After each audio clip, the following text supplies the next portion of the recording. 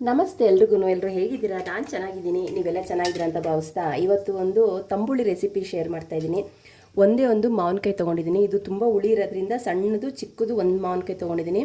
ಇದ್ರ ಬದಲು ಸೋತಾಪುರಿ ಮಾವಿನಕಾಯಿ ಇತ್ತು ಅಂದರೆ ದಪ್ಪು ತೊಗೋಬೋದು. ಇದು ನಾನು ಒಂದು ಟೈಮ್ ಮಾಡ್ತಾರಂತ ಮಾವಿನಕಾಯಿ ತಂಬುಳಿ. ಇದನ್ನು ಇವಾಗ ಕಟ್ ಮಾಡ್ಕೊತೀನಿ. ದೇಹಕ್ಕೆ ತಂಪು, ಸ್ವಲ್ಪ ಹಣ್ಣಾದಂಗೆ ಆಗೈತೆ. ಈ ಥರನೇ ಇರಲಿ, ತುಂಬ ಹುಳಿ ಆದರೆ ತಿನ್ನೋಕ್ಕೆ ಬರೋದಿಲ್ಲ. ಬರೀ ಅನ್ನಕ್ಕೆ ತಿನ್ನಬೇಕಾದ್ರೆ ಹುಳಿ ಇರಬಾರ್ದು, ಸ್ವಲ್ಪ ಸಿಹಿ ಅಂಶ ಇರಲಿ ಅಂಥೇಳಿ ಈ ಥರ ಮಾವಿನಕಾಯಿನ ನಾನು ತೊಗೊಂಡಿದ್ದೀನಿ. ಸೋತಾಪುರಿ ಮಾವಿನಕಾಯಲ್ಲಿ ಸ್ವಲ್ಪ ಹುಳಿ ಅಂಶ ಕಮ್ಮಿ ಇರುತ್ತಲ್ವ, ಅದನ್ನು ತೊಗೊಂಡ್ರು ಕೂಡ ಚೆನ್ನಾಗಿರುತ್ತೆ.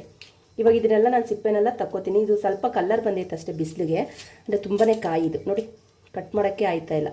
ತುಂಬ ಚೆನ್ನಾಗಿರುತ್ತೆ, ದೇಹಕ್ಕೆ ತಂಪು. ಈ ಮಾವಿನಕಾಯಿ ತಂಬುಳಿ, ಮೊಸರು ತಂಬುಳಿ ಎಲ್ಲ ನಾವು ಮಾಡಿರ್ತೀವಲ್ವ, ಒಂದು ಸಲ ಈ ಮಾವಿನಕಾಯಿ ತಂಬುಳಿನೂ ಕೂಡ ಮಾಡ್ಕೊಳ್ಳಿ. ಇದನ್ನೆಲ್ಲ ಚಿಕ್ಕ ಚಿಕ್ಕದಾಗಿ ಪೀಸಸ್ನಾಗಿ ಕಟ್ ಮಾಡ್ಕೊತೀನಿ.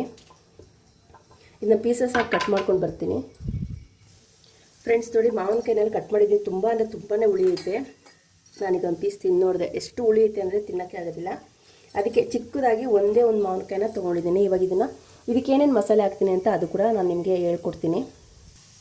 ಇಲ್ಲೊಂದು ಪ್ಯಾನ್ ಇಟ್ಕೊಂಡಿದ್ದೀನಿ. ಸ್ವಲ್ಪ ಇದನ್ನು ರೋಸ್ಟ್ ಮಾಡಿ ಹಾಕೋದ್ರಿಂದ ಒಂದು ಟೈಮ್ಗೆ ಇಲ್ಲ 2 ಟೈಮ್ ಸಂಜೆ ಕೂಡ ನಾವು ಇಡ್ಬೋದು. ಹಂಗೆ ಮಾಡೋದ್ರಿಂದ ಹಸಿಮೆಣ್ಸಿಕಾಯಿ ಹಾಕಿರ್ತೀವಲ್ವ, ಗ್ಯಾಸ್ಟ್ರಿಕ್ ಆಗುತ್ತೆ ಅಂತೇಳಿ ನಾನು ಸ್ವಲ್ಪ ಇದನ್ನೆಲ್ಲ ರೋಸ್ಟ್ ಮಾಡ್ತೀನಿ. ಇವಾಗ ಇದಕ್ಕೆ ಏನೇನು ಹಾಕ್ತೀನಿ ಅಂತ ಹೇಳ್ತೀನಿ. ಹಸಿಮೆಣ್ಸಿನ್ಕಾಯಿ, ನಮ್ಗೆ ಎಷ್ಟು ಖಾರ ಬೇಕೋ ಅಷ್ಟು ಹಸಿಮೆಣ್ಸಿನ್ಕಾಯಿ ಹಾಕ್ತಾಯಿದ್ದೀನಿ. ನೀವು ಖಾರಕ್ಕೆ ಎಷ್ಟು ಬೇಕೋ ಅಷ್ಟು ನೋಡಿ ಹಾಕ್ಕೋಬೋದು. ನಾನೊಂದು 4 ಹಸಿಮೆಣ್ಸಿನ್ಕಾಯಿನ ಖಾರವಾಗಿರೋದನ್ನ ಹಾಕ್ತಾಯಿದ್ದೀನಿ. ಸ್ವಲ್ಪ ಎಣ್ಣೆಲಿ ಚೆನ್ನಾಗಿ ರೋಸ್ಟ್ ಆಗಲಿ. ಇಷ್ಟೇ ಹಸಿಮೆಣ್ಸಿನ್ಕಾಯಿ. ಒಂದು ಅರ್ಧ ಇಂಚಷ್ಟು ಶುಂಠಿ ಹಾಕ್ತಾಯಿದ್ದೀನಿ. ಇದೆಲ್ಲ ಸ್ವಲ್ಪ ಚೆನ್ನಾಗಿ ರೋಸ್ಟ್ ಆಗಬೇಕು. ಇದಕ್ಕೇನೆ ಒಂದು 10 ಕರಿಮೆಣಸು ಕಾಳು, ಸ್ವಲ್ಪ ಜೀರಿಗೆನ ಸ್ವಲ್ಪ ಜಾಸ್ತಿ ಆಗ್ತಾಯಿದೆ, 1 ಟೀ ಸ್ಪೂನಷ್ಟು ಅಂತ ಹೇಳ್ಬೋದು. ನೋಡಿ, ಜೀರಿಗೆ ಜಾಸ್ತಿ ಆಗ್ತಷ್ಟು ತಂಬುಳಿ ತುಂಬಾ ಚೆನ್ನಾಗಿರುತ್ತೆ. ಈಗ ಇದೆಲ್ಲ ಸ್ವಲ್ಪ ಚೆನ್ನಾಗಿ ರೋಸ್ಟ್ ಮಾಡ್ಕೊತೀನಿ. ಫ್ರೆಂಡ್ಸ್ ನೋಡಿ, ಕರ್ಬೇವಿನ ಸೊಪ್ಪು ಹಾಕ್ತಾಯಿದ್ದೀನಿ. ಎಲ್ಲ ಹಸಿಗೆ ಹಾಕ್ತಾಯಿರೋದು, ಎಣ್ಣೆಲಿ ಫ್ರೈ ಮಾಡ್ತಾಯಿದ್ದೀನಿ. ಚಿಕ್ಕ ಒಂದು 2 ಸ್ಪೂನಷ್ಟು, 2 ಇಂದ 3 ಸ್ಪೂನಷ್ಟು ಹಸಿ ತೆಂಗಿನಕಾಯಿ ತುರಿ, ಇದನ್ನು ಹಾಕ್ಕೊಂಡು ಚೆನ್ನಾಗಿ ಫ್ರೈ ಮಾಡಬೇಕು. ಎಣ್ಣೆಲಿ ಫ್ರೈ ಮಾಡೋದ್ರಿಂದ ಈ ಹಸಿಮೆಣ್ಸಿನ್ಕಾಯಿ ಗ್ಯಾಸ್ಟ್ರಿಕ್ ಅಂತಾರಲ್ವ, ಅದು ಕೂಡ ಗ್ಯಾಸ್ಟ್ರಿಕ್ ಆಗೋದಿಲ್ಲ. ಸ್ವಲ್ಪ ಕೆಂಪಾಗಲಿ, ಅಲ್ಲಿ ತನಕ ಇದನ್ನು ಹುರ್ಕೋತೀನಿ ಚೆನ್ನಾಗಿ. ನೋಡಿ, ಇದು ಚೆನ್ನಾಗಿ ಉರಿತಾ ಇದ್ದೀನಿ. ಕೆಂಪಾಗ್ತಾಯಿದೆ ತೆಂಗಿನಕಾಯಿ ಎಲ್ಲ. ಈ ಟೈಮಲ್ಲಿ ಕೊತ್ತಂಬರಿ ಸೊಪ್ಪು, ಸ್ವಲ್ಪ ಕೊತ್ತಂಬರಿ ಸೊಪ್ಪನ್ನ ಜಾಸ್ತಿ ಹಾಕಿದ್ದೀನಿ. ಕೊತ್ತಂಬರಿ ಸೊಪ್ಪನ್ನ ಹಾಕಿ ಒಂದು 2 ನಿಮಿಷ ಹುರ್ಕೋಬೇಕಾಗುತ್ತೆ. ಇದೆಲ್ಲ ಹುರ್ಕೊಂಡಾದ್ಮೇಲೆ ನಾನು ಮಾವಿನಕಾಯಿ ಪೀಸಸ್ನ ಕಟ್ ಮಾಡಿ ಇಟ್ಟಿದ್ನಲ್ಲ, ಅದನ್ನು ಕೂಡ ಇದಕ್ಕೆ ಹಾಕ್ತೀನಿ. ತುಂಬ ಚೆನ್ನಾಗಿರುತ್ತೆ ಹುಳಿಯಾಗಿ. ಏನು ಅಂತಂದರೆ ಮೊಸರನ್ನ ಸ್ವಲ್ಪ ಸಿಹಿ ಮೊಸರು ತೊಗೋಬೇಕಾಗುತ್ತೆ. ಯಾಕಂದರೆ ಮಾವಿನಕಾಯಲ್ಲಿ ಹುಳಿ ಅಂಶ ಇರುತ್ತಲ್ವ, ಅದಕ್ಕೋಸ್ಕರನೇ ಮೊಸರನ್ನ ಸಿಹಿ ಮೊಸರು ತೊಗೊಂಡು ಮಾಡಬೇಕಾಗುತ್ತೆ. ಇದೆಲ್ಲ ಸ್ವಲ್ಪ ಚೆನ್ನಾಗಿ ರೋಸ್ಟ್ ಆಗಲಿ. ಫ್ರೆಂಡ್ಸ್ ನೋಡಿ, ಚೆನ್ನಾಗಿ ಇದನ್ನು ಹುರ್ಕೊಂಡಿದ್ದೀನಿ. ಇವಾಗ ಸ್ಟವ್ನ ಆಫ್ ಮಾಡ್ಕೊತೀನಿ. ಇದು ಸ್ವಲ್ಪ ತಣ್ಣಗಾಗಲಿ. ತಣ್ಣಗಾದ್ಮೇಲೆ ಮಿಕ್ಸಿ ಬಟ್ಲಿಗೆ ಹಾಕಿ ಗ್ರೈಂಡ್ ಮಾಡಬೇಕು ನೈಸಿಗೆ. ಫ್ರೆಂಡ್ಸ್, ಇದು ತಣ್ಣಗಾಗಿದೆ. ಈಗ ಮಿಕ್ಸಿ ಬಟ್ಲು ತೊಗೊಂಡು ಫ್ರೆಂಡ್ಸ್ ಇದನ್ನೆಲ್ಲ ಇವಾಗ ನೈಸಿಗೆ ರುಬ್ಕೊತೀನಿ.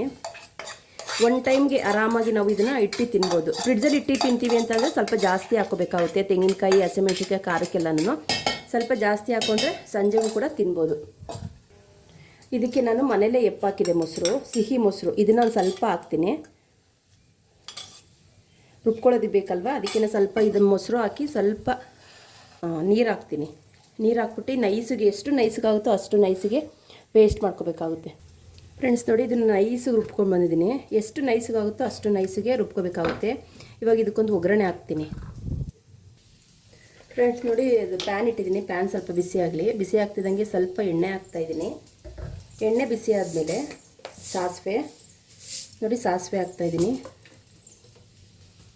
ಸ್ವಲ್ಪ ಹಾಕಬೇಕು ಜೀರಿಗೆನ, ಯಾಕಂದರೆ ನಾವು ರುಬ್ಬೋದಕ್ಕೆ ಜೀರಿಗೆ ಹಾಕಿದ್ರಿಂದ ಸ್ವಲ್ಪ ಅಷ್ಟೇ, ತಿನ್ಬೇಕಾದ್ರೆ ಅದು ಟೇಸ್ಟ್ ಕೊಡಲಿ ಅಂತ ಅಷ್ಟೇ ಹಾಕ್ತಾ ಇರೋದು. ಸಾಸಿವೆ ಜೀರಿಗೆ ಸ್ವಲ್ಪ ಸಿಡಿಬೇಕು. ಸಿಡಿತಿದ್ದಂಗೆ ತಂಬುಳಿಗೆ ನೀವು ಹಿಂಗನ್ನ ಮಾತ್ರ ಮಿಸ್ ಮಾಡಲೇಬಾರ್ದು. ಹಿಂಗೆ ಹಾಕಲೇಬೇಕಾಗುತ್ತೆ ತಂಬುಳಿಗೆ. ಯಾವುದೇ ಒಂದು ತಂಬುಳಿ ಆದರೂ ಅಷ್ಟೇ ಹಿಂಗೆ ಹಾಕಬೇಕಾಗುತ್ತೆ. ಇಲ್ಲಿ ನೋಡಿ, ಒಣಮೆಣ್ಸಿನ್ಕಾಯಿ, ಕರಿಬೇವಿನ ಸೊಪ್ಪನ್ನ ಇಟ್ಕೊಂಡಿದ್ದೀನಿ ಒಗ್ಗರಣೆ. ಇದೆಲ್ಲ ಸ್ವಲ್ಪ ಚೆನ್ನಾಗಿ ಸಿಡಿಬೇಕು. ಇದು ಸ್ವಲ್ಪ ಚೆನ್ನಾಗಿ ಸಿಡಿದ ಮೇಲೆ ಸ್ಟವ್ ಆಫ್ ಮಾಡ್ಕೊತೀನಿ. ಇದೆಲ್ಲ ಚೆನ್ನಾಗಿ ಎಣ್ಣೆಯಲ್ಲಿ ಫ್ರೈ ಆಗಬೇಕು. ನೋಡಿ, ಒಣಮೆಣ್ಸಿನ್ಕಾಯಿ ಈ ಥರ ಕಪ್ಪಗಾದರೆ ತಿನ್ಬೇಕಾದ್ರೆ ಅನ್ನ ಕಲ್ಸ್ಕೊಂಡು ತಿನ್ಬೇಕಾದ್ರೆ ತುಂಬ ಚೆನ್ನಾಗಿರುತ್ತೆ. ಈಗ ನಾನು ಸ್ಟವ್ ಆಫ್ ಮಾಡ್ಕೊಂಡಿದ್ದೀನಿ. ಸ್ಟವ್ನ ಆಫ್ ಮಾಡ್ಕೊಂಡಾದ್ಮೇಲೆ ನೋಡಿ, ನಾನು ರುಬ್ಬಿಟ್ಕೊಂಡಿದ್ನಲ್ಲ ಮಸಾಲೆ, ಅದನ್ನು ಇದಕ್ಕೆ ಹಾಕ್ತೀನಿ.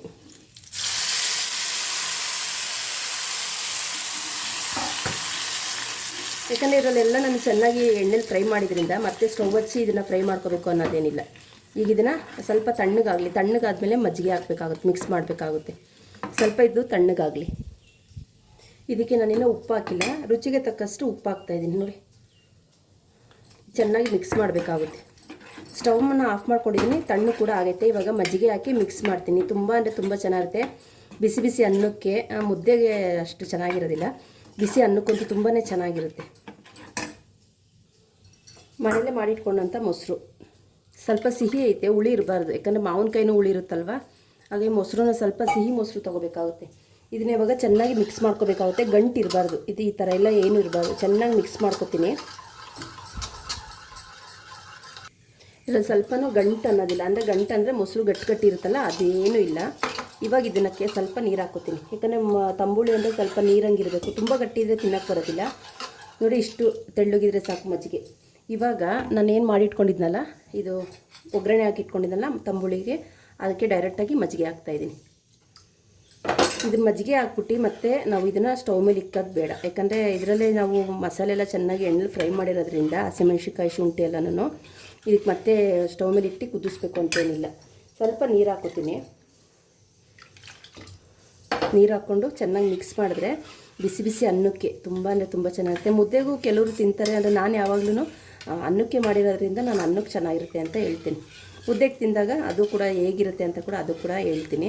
ನಾನು ಇದನ್ನು ಅನ್ನಕ್ಕೆ ಕೂಡ ಮಾಡ್ತಾಯಿದ್ದೀನಿ ನೋಡಿ. ಇವಾಗ ಇದು ಚೆನ್ನಾಗಿ ಮಿಕ್ಸ್ ಆಯಿತು. ಇವಾಗ ಸರ್ವ್ ಮಾಡ್ಕೊತೀನಿ.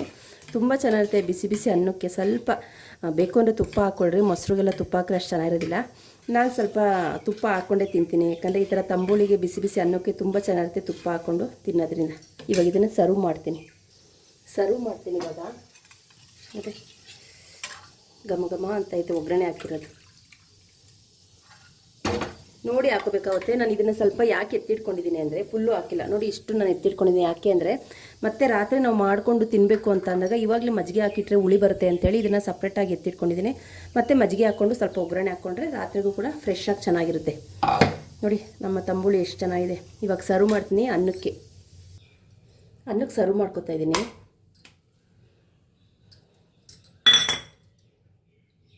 ಚೆನ್ನಾಗಿರುತ್ತೆ, ಒಂದು ಸಲ ನೀವು ಟ್ರೈ ಮಾಡಿ.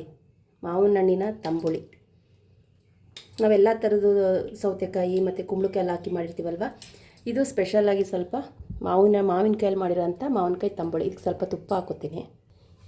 ಸ್ವಲ್ಪ ಮೇಲಿಂದ ತುಪ್ಪ ಹಾಕ್ಕೊಂಡು ತಿನ್ನಬೇಕು, ತುಂಬ ಚೆನ್ನಾಗಿರುತ್ತೆ. ಇವಾಗ ಇದನ್ನು ಟೇಸ್ಟ್ ಮಾಡ್ತೀನಿ, ಹೇಗಿದೆ ಅಂತ ಹೇಳ್ತೀನಿ.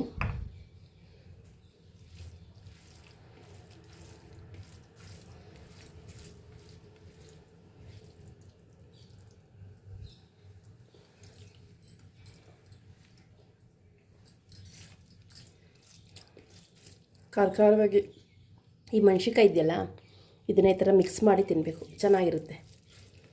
ಸ್ವಲ್ಪ ಸಪ್ಪೆ ಐತೆ, ಉಪ್ಪು ಹಾಕೋತೀನಿ.